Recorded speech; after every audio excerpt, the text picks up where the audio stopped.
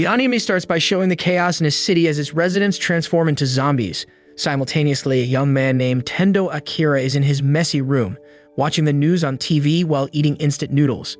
He comments that compared to this seemingly never-ending workload, the zombie situation isn't all that terrible. Shortly after saying this, he accidentally falls off his chair. 3 years back, Akira was on cloud 9 when he landed a job at a company, working as a staff member in the production division. On his very first day, he went around the room and introduced himself to everyone there. Akira felt a surge of pride for getting into his dream company, and being a young gun, he was all about aiming to be the top-notch employee in the place. Then the big boss of the company asked Akira to take a tour while introducing him to Kosugi Gonzo, the head of the production division, who would be Akira's boss. Right after the introduction, he headed back to his desk, but then fate had other plans. He accidentally bumped into his stunning co-worker, Otori Sori. At that moment, it was like love at first sight for Akira. He was left utterly awestruck by her beauty. Meanwhile, Sori, who works in the accounting division, introduced herself and offered her assistance to Akira if he ever needed it. Before she left, Sori gave Akira some encouraging words that left him speechless, just gazing after her as she walked away. In the evening, Akira and all the other company employees gathered at a tavern for a welcome dinner, celebrating the fresh faces who had just joined the company. During the gathering, the more experienced employees asked Akira how he managed to have such a fit physique. He shared that he had been a part of his college's rugby team. This revelation surprised and pleased his senior colleagues, who now saw him as a dependable new team member. While all this was happening, Sori was seated at a different table. She looked back at Akira, offering him a warm smile that made him blush. This only fueled his determination to work harder and showcase his accomplishments within the company. Right after dinner, something unexpected happened. All the senior employees suddenly got up, their faces taking on a somewhat unsettling look. This caught Akira off guard. One of the senior employees mentioned that their dinner break was up and they needed to head back to the office for work. Akira couldn't believe it. He was taken aback by this unexpected turn of events. What made it even more astonishing was that all the employees went back to the office to work. It turns out overtime was a regular thing in this company. Akira found himself in a situation he hadn't anticipated. He had to return to his desk and tackle what seemed like an endless pile of tasks. He was even pushed to the point of having to sleep at his desk. The following morning, when he woke up, Akira immediately dove back into work. He kept at it till late at night, all the while wondering when he'd get to go back to his own place and take a breather. After 2 days of non-stop work, Akira finally got a chance to head home and collapse onto his comfortable bed. But the very next morning, as he woke up, frustration flooded over him. He couldn't help but wonder how many more days he'd be confined to the office for overtime. Despite his annoyance, he didn't want to risk losing his job, so he mustered the will to get up and prepare for another day at the office. The company actually offered annual leave and holidays for special occasions to all the employees. Oddly enough, none of the employees took advantage of these breaks. They were all caught up in this competition to be the best workers in the company.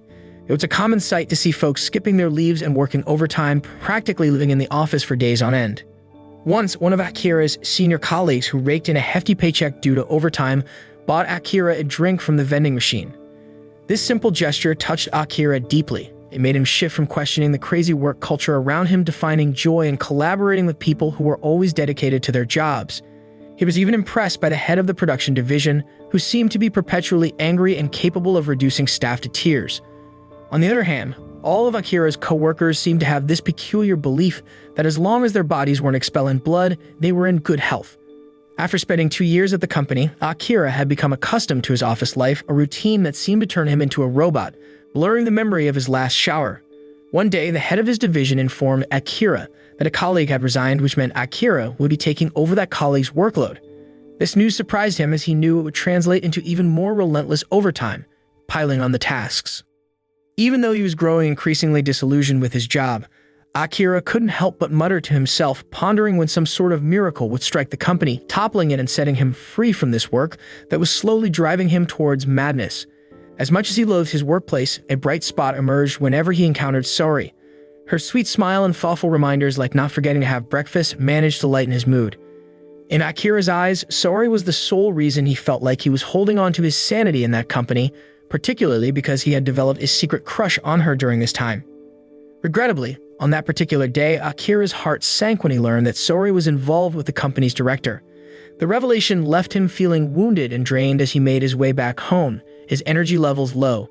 He continued to question his decision to stay at the company, especially since his schedule was so packed that he couldn't even spare a moment to search for a different job.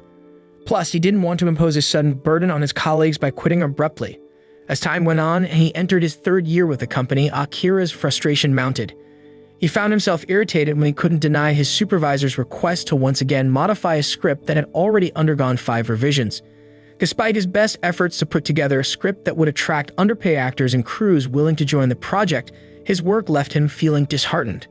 The office environment became even more dreadful for Akira as he had to endure the constant stream of reprimands from the division head, who seemed to find endless reasons to scold his subordinates day in and day out. Fast forward to the present, Akira is tuned into a news story about a company exploiting its workers, demanding continuous work without any breaks. Exhausted from days without proper sleep, Akira finally succumbs to sleep himself. When he awakens in the morning, the memories of his miserable office life flood back, filling him with dread at the prospect of returning to work. Despite his reluctance, Akira eventually drags himself out of his untidy room. He's left the space in disarray due to his lack of time for cleaning. Looking as worn out as a zombie, he steps out and stumbles upon a parking bill for his bicycle. This discovery prompts him to make his way to the owner's rental space to settle the bill. Reaching the bicycle parking owner's room, Akira attempted to knock on the door, but receiving no response, he opted to enter since he couldn't afford to be late for work. Pushing the door open, Akira was met with a shocking sight. The bicycle parking owner was being attacked by zombies. Reacting swiftly, he darted out of the room, narrowly escaping the impending zombie assault. To his astonishment, as he sprinted away from the building, Akira found himself pursued by a horde of zombies. As he glanced around, he realized that the apartment's once human inhabitants had all transformed into these monstrous creatures. He couldn't fathom what had led to this nightmarish scenario. Despite his apprehension about being tardy for work due to the relentless zombie chase, Akira's thoughts started to shift. When he reached the rooftop of the apartment building, an odd sense of realization settled in. Everything unfolding seemed oddly aligned with what he had secretly yearned for all along. The prospect of no longer being tied to the company that had drained him emotionally seemed like a surreal gift. Even in the midst of being pursued by countless zombies, Akira began to see the world around him transform. The sky was painted a brilliant blue, the trees radiated a lush green, and the blood on his hands assumed a stark shade of red. Having found a safe spot beyond the zombies' reach, Akira stretched out and gazed at the sky, his mind churning with thoughts about what to do next. Amidst the countless possibilities, his focus zeroed in on Saori, the woman he had grown to love despite the complexities surrounding her as the director's mistress. With determination, he decided it was time to lay his feelings bare, casting aside any concerns about the intricacies of her situation. For him, the pivotal task was to unburden the emotions he had kept bottled up for 3 long years. The impending threat of turning into a zombie seemed to emphasize the urgency of the situation. A little later, Akira found himself standing at Saori's apartment door. Even though he was super nervous since it was his first time admitting his feelings, he took a deep breath and rang the bell. But bummer, there was no response from inside. So he decided to go in just to make sure Saori was okay. Lucky for him, the door wasn't locked. When he got inside, he didn't find Saori, but he did find his company's director. But here's the crazy part, the director looked all messed up like he'd caught some zombie virus or something. Akira was stunned, but he didn't waste the chance. He spilled all of his worries about how the directors were treating everyone like machines, piling on so much work that folks had to keep working overtime like crazy. In that messed up situation, Akira feels like he's forgotten what it's like to live like a normal human. So he decides right then and there that he's quitting his job at the company. He shoves the director, who's turned into a zombie, out of the window. And at the same time, he spots Saori, who's also become a zombie. Seeing her like that breaks his heart. Still, he tries to stand up and confess his feelings to her, even though his chest is hurting like crazy. But Saori, now a zombie and not herself anymore, seems like she's about to attack. Akira has no choice but to make a run for it, leaving the apartment to dodge her attack. After managing to escape from Saori's chase, later that night, Akira found himself in front of a convenience store, catching a breather and sipping on a refreshing drink. He was still trying to wrap his head around the unbelievable things that had happened that day, especially the fact that he was now free from the grind of work. Not too long after, Akira got an idea. He realized he had the chance to do things he'd always wanted to, so he stepped into the convenience store and grabbed a pen and notebook. He planned to make a list of 100 things he wanted to do before the inevitable happened and he turned into a zombie. The following day, while Akira was sleeping, he had a nightmare about his old company job, the routine he used to be stuck in. But when he woke up, he realized something amazing. The world had changed due to the zombie outbreak. Now, he didn't have to go to work and be down because of that same old, boring routine. Feeling the difference, he opened the window of his room, which he hadn't opened in years due to work, and he shouted out, embracing the new day even though zombies were out there wandering around. Filled with energy, Akira then got to cleaning up his apartment, something he hadn't had time for in ages. Later, he cracked open his favorite beer, savoring the taste without any worries on his mind. Even with the world in turmoil and everyone who survived being in a panic due to no internet or working phones to reach the government for help, Akira didn't let that bother him. All he wanted was to enjoy life, kicking back with his favorite beer. But when he opened the fridge, all of his beer was gone. That was seriously annoying, especially since he knew it'd be tough to go out and buy more. What with zombies wandering the streets near his place, Akira wasn't about to let that ruin his good vibes. He made up his mind to brave through the zombies and head to the convenience store. He was determined to keep his happiness intact. In the meantime, there's this couple, Mikio and Sumire Kosaka, who managed to survive, but they're feeling pretty lost in this whole mess. Sumire is convinced they won't make it, as the zombies are bound to catch up to them sooner or later. While they were on the balcony, checking out the street's chaos, they suddenly spotted Akira making his way down the apartment's water channel. They figure he's searching for a safe hideout. Mikio, thinking fast, offers Akira a place in her apartment, but Akira surprises them by explaining that he's on a mission to hit up the convenience store. Mikio and Sumire are taken aback by his gutsy move, facing those zombies head-on. As they get to know each other, Akira lets them in on how he's feeling, grateful that he's got surviving neighbors amidst all the craziness with the zombies.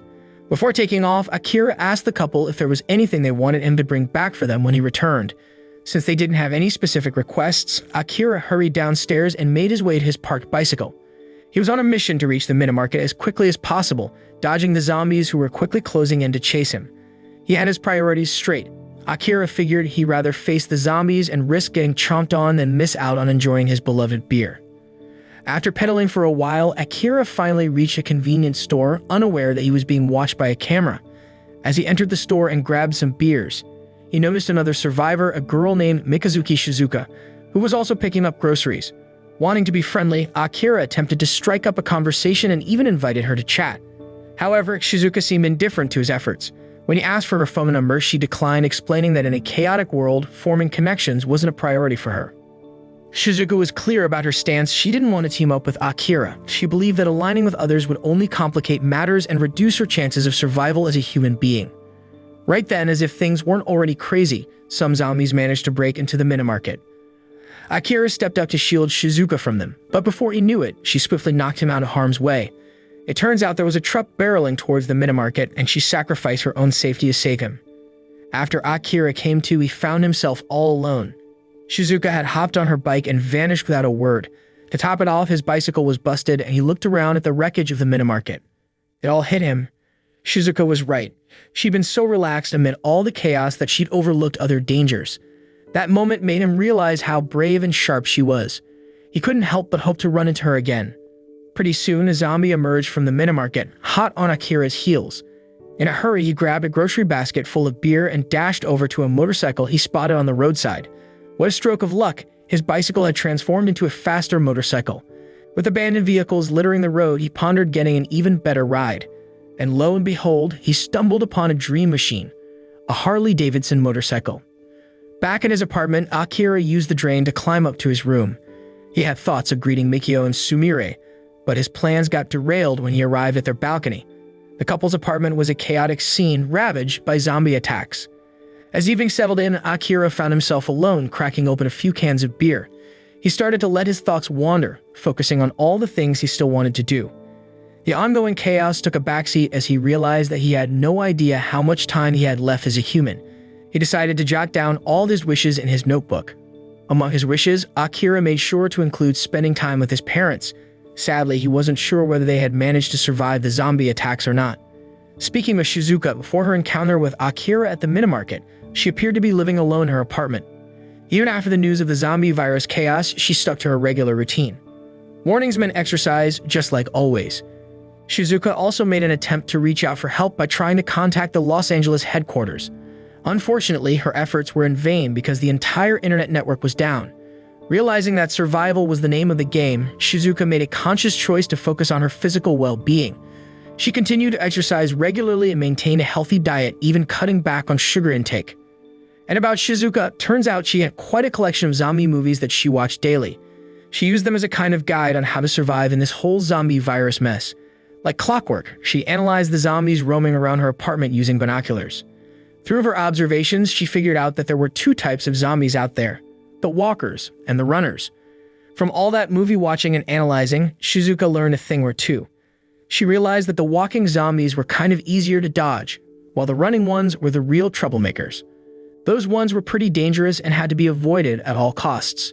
Once Shizuka had a plan to gather more data about these creatures, she decided to head to the convenience store for supplies and to get a closer look at the zombies. To make things easier, she rigged up a bicycle with a camera which would help her monitor zombie movement when she was at the store. Things seemed calm enough that she could browse through the store for food without much trouble. However, her peaceful expedition took a turn for the worse when Akira showed up. His arrival attracted a bunch of zombies to the mini-market area. Watching Akira's face light up with happiness, Shizuka couldn't help but wonder how a guy like him managed to survive and seemingly live it up in a world gone mad, with his stash of beer and all. Not too long afterward, the camera on Shizuka's bike caught sight of approaching zombies. Realizing the danger, she decided to make a quick exit. But then she heard the distant sound of honking horns. The camera showed a truck driver, now a zombie, steering a truck right toward the mini-market. In the midst of all this, Akira stepped in, trying to help her fend off the zombies. Then in a sudden move, she yanked him out of the way, narrowly saving him from the truck's impending crash. After making sure Akira was okay and had woken up, she headed back home. Back at her apartment, Shizuka was pretty pleased with the new zombie data she collected. However, when she saw Akira's blissful expression, she couldn't help but wonder why he wasn't letting the chaos get to him. Plus, she had a pang of regret for not grabbing some sweets at the convenience store earlier. It reminded her of her plan to cut down on sugar, even though she had quite the sweet tooth. Just like Akira, Shizuka also kept a list of things she planned to do during the zombie virus outbreak. However, unlike Akira's list of 100 dream activities, Shizuka's list was geared towards survival. It included various strategies to help her make it through the zombie threat. On the other side, there's this young guy named Sho who's busy comforting a scared girl amidst all the chaos caused by the zombie virus.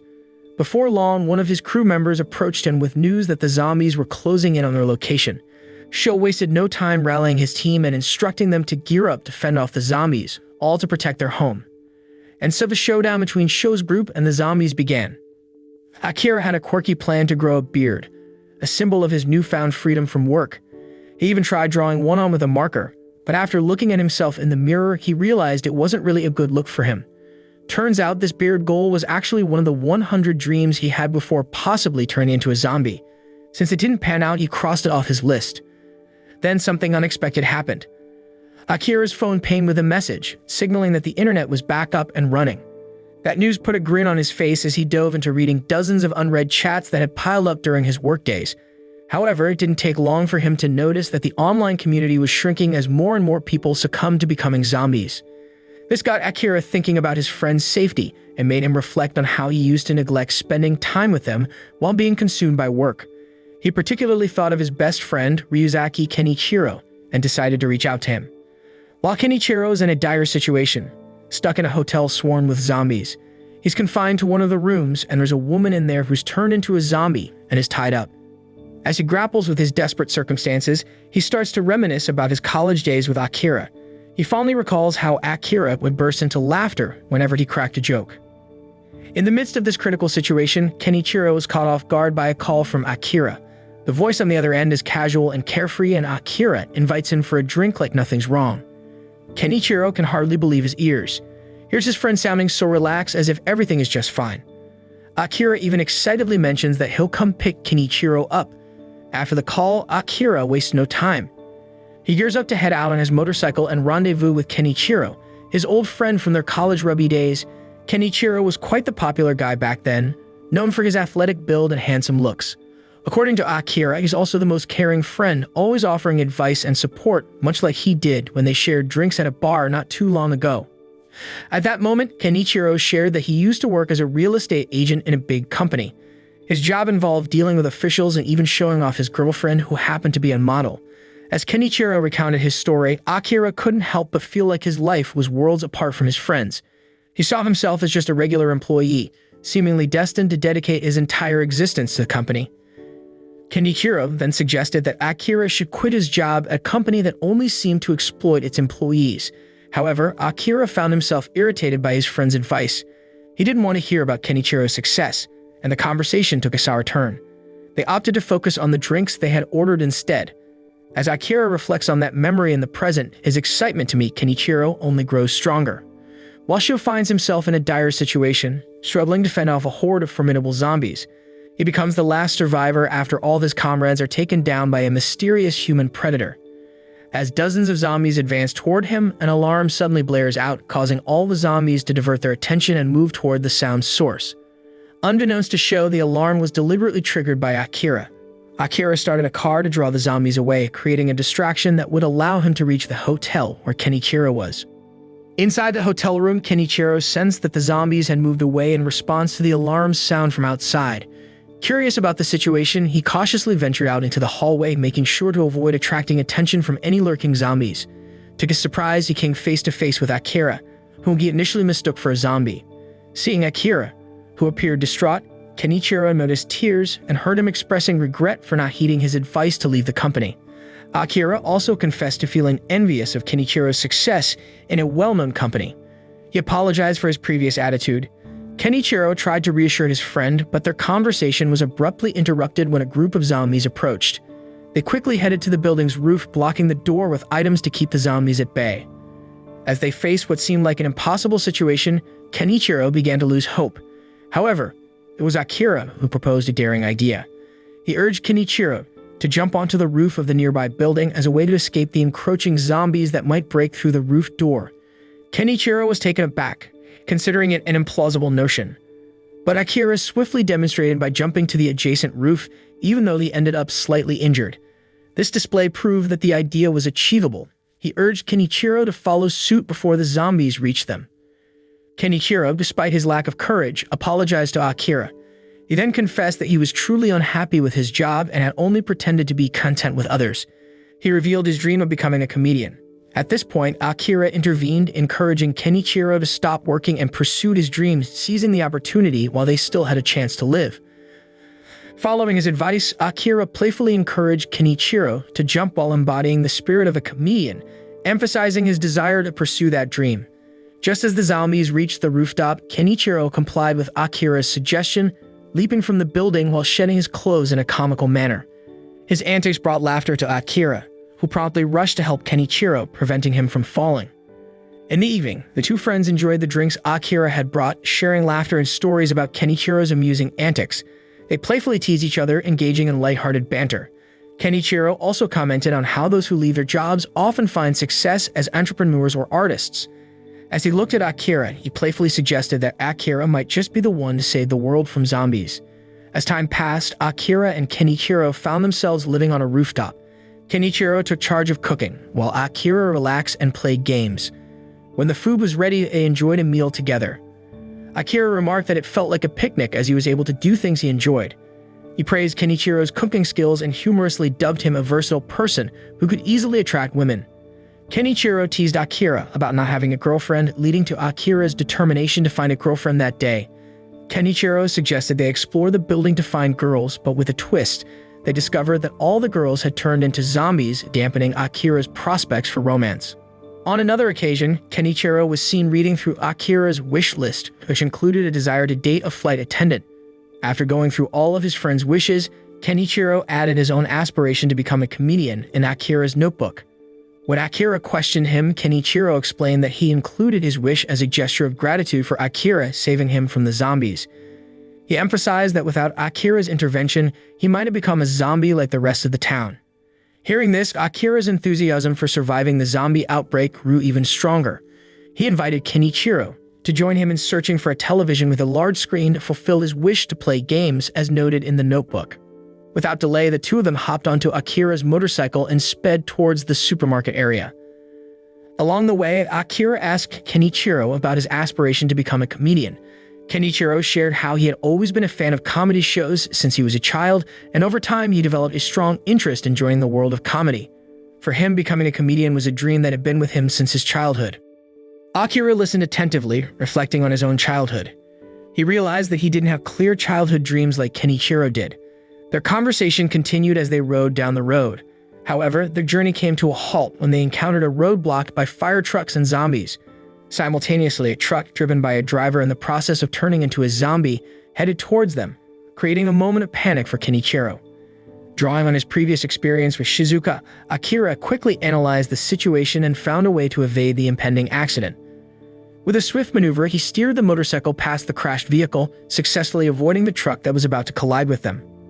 Upon reaching a building, a group of zombies emerged, prompting Akira and Kenichiro to hurriedly make their way towards a nearly closed supermarket door. To their surprise, upon entering the supermarket, they encountered 3 girls and a middle-aged man who had managed to survive the zombie attack. Akira was elated at the sight of the girls, as it seemed like an opportunity to fulfill his dream of having a girlfriend. However, the girls appeared frightened and anxious, having been trapped in the room. Kenichiro, known for his way with women, attempted to ease the tension by reassuring the newly met girl that the place was secure. He emphasized the abundance of food available, attempting to create a sense of safety and calm within the group. Shortly after, they all began gathering food and sat down to eat together.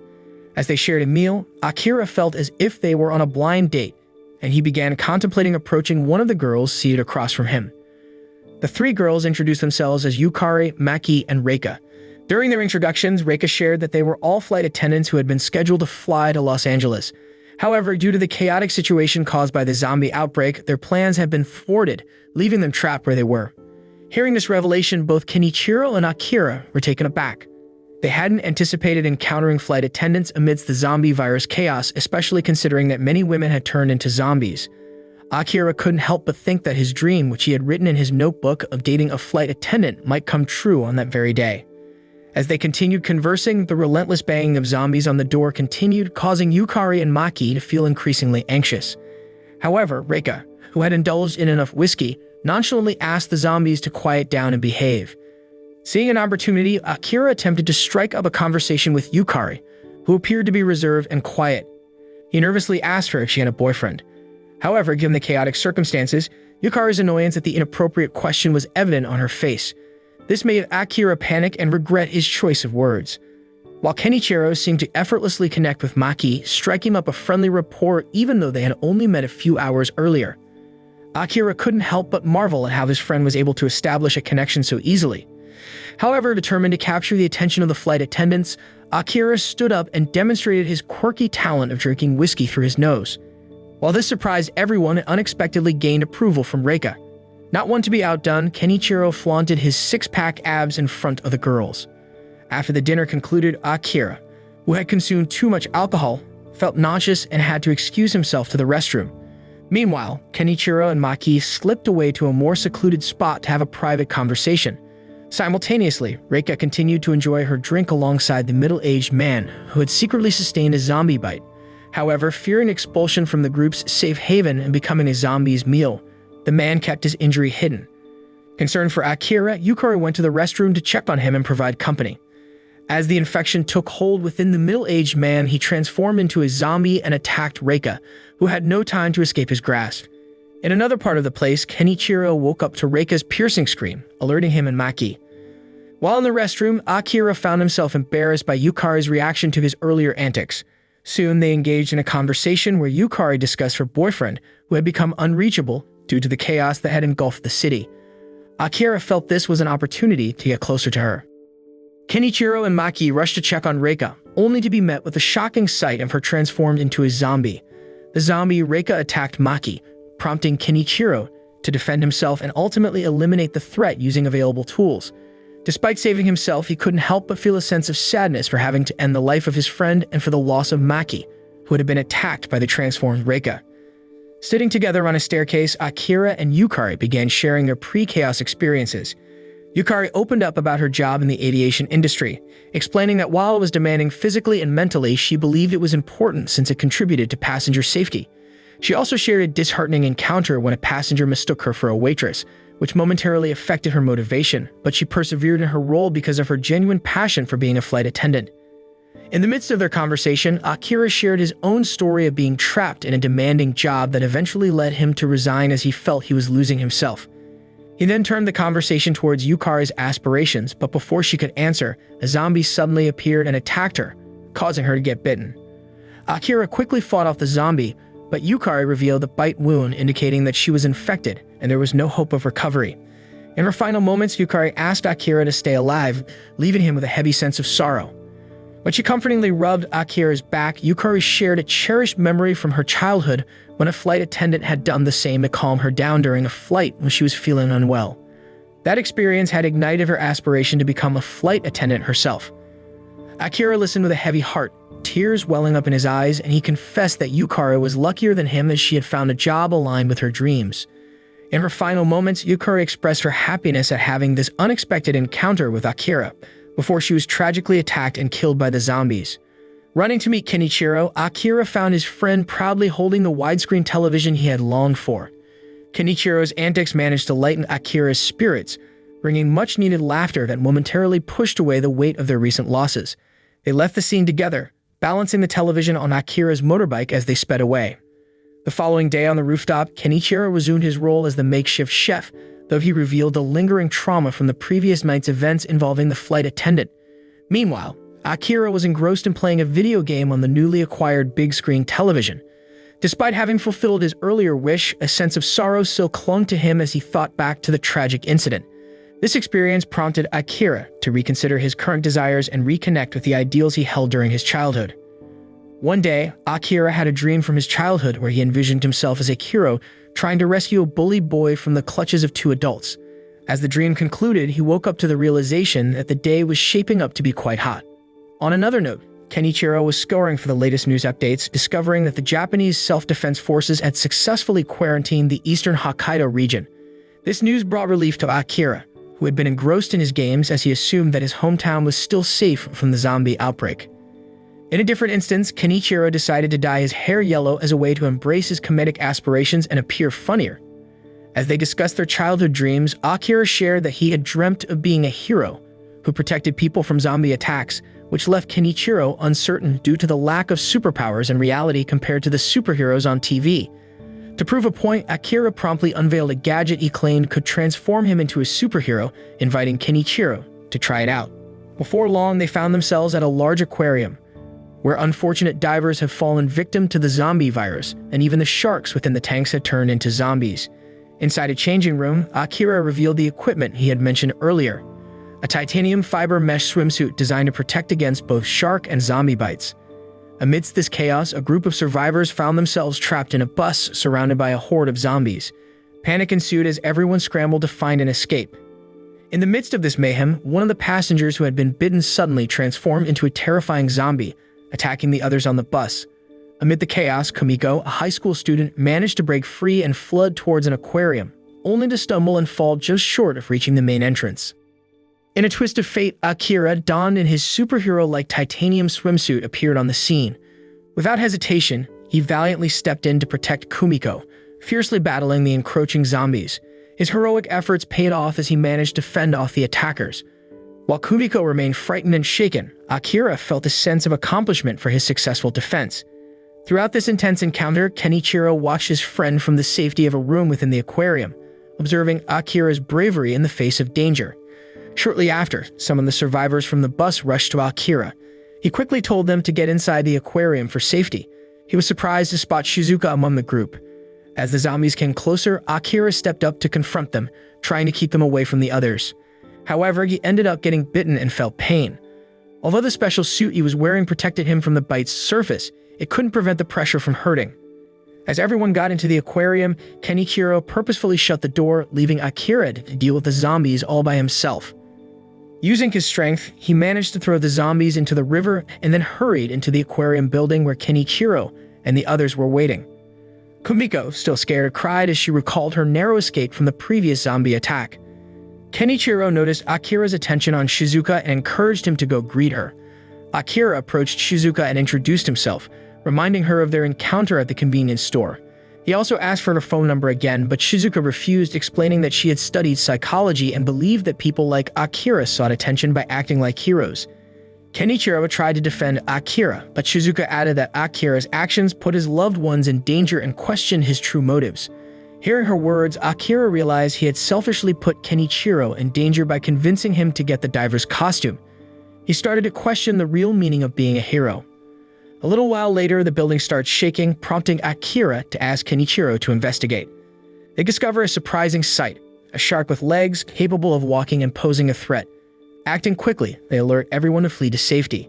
As they run, Kenichiro wonders aloud about the unusual sight of a legged shark. Shizuka explains that the legs are from the zombies the shark consumed, causing it to be infected by the zombie virus and transform into a monstrous creature. When they reached an upper-level room, they were confronted by zombies preparing to attack. Simultaneously, the zombie shark emerged, striking down the zombies in the room. In the midst of this chaos, Shizuka helped guide everyone to a safer room. However, a mishap occurred when Kumiko, in her panic, accidentally bumped into Shizuka, causing her to stumble and fall. To make matters worse, the zombie shark relentlessly attacked the room's door, rendering it impassable. Although Kenichiro and the rest of the group managed to survive this ordeal, Shizuka was left to face the danger alone. Kumiko was overcome with guilt for her unintentional role in Shizuka's predicament. Amidst the confusion, Akira, who had been with them, mysteriously vanished. When Shizuka stood outside the room, she faced the impending threat of the zombie shark. She acknowledged her own mistake, realizing that her panicked actions hadn't considered the potential consequences for the group. She confessed that she preferred to handle the rescue on her own rather than deal with the complexities of a panicked group. Just as the zombie shark was closing in, Akira appeared to save her. However, Shizuka was quick to point out that his actions seemed irrational, sacrificing himself for others. Akira, frustrated by her words, retorted that he had no intention of helping anyone further. Shizuka, undeterred, rose to her feet and urged him to run, while proposing a strategy to defeat the zombie shark. She recognized that Akira didn't have a plan for finishing the battle with the monster. In the meantime, Kenichiro found himself in a ventilation room, observing Akira and Shizuka fleeing from the zombie shark's attack. He was deep in thought, trying to figure out how he could rescue both of them. Shizuka's plan involved a strategic approach. She assigned Akira to draw the attention of the zombie shark while she searched for a battery that could be used to defeat the creature. She explained that the shark's head contained an organ that could sense electric currents, and this weakness could be exploited. By delivering an electric shock to the monster's skull, they hoped to paralyze the zombie shark and neutralize the threat. While Akira took on the task of diverting the shark's attention, Shizuka searched for a battery, finding one in a flashlight. Akira's struggle with the zombie shark seemed overwhelming, and at that moment, Kenichiro appeared, bravely trying to draw the shark's focus away from Akira. As this was happening, Shizuka rushed toward Akira's side, who was struggling to stand. With the battery in hand, she tossed it to Akira. Swiftly, he grabbed the battery and forcefully struck the zombie shark's head, managing to defeat the creature and put an end to the threat. After successfully defeating the zombie shark, Kenichiro walked alongside Akira and Shizuka, expressing his annoyance at people who leave without saying goodbye despite Akira's help during the zombie attacks. Akira, however, shrugged off the notion, explaining that true heroes don't expect rewards from those they assist. As they continued walking, Shizuka lagged behind and eventually shared that she wouldn't be joining them. She mentioned her dislike for groups that often bring trouble. Kenichiro attempted to persuade Akira to invite her, suggesting that they might be a good match. Unfortunately, Shizuka overheard and promptly declined the idea of being with Akira. She adds that her goal was the opposite of Akira and Kenichiro's, who aim to help others, while she prioritizes self-protection from turning into a zombie.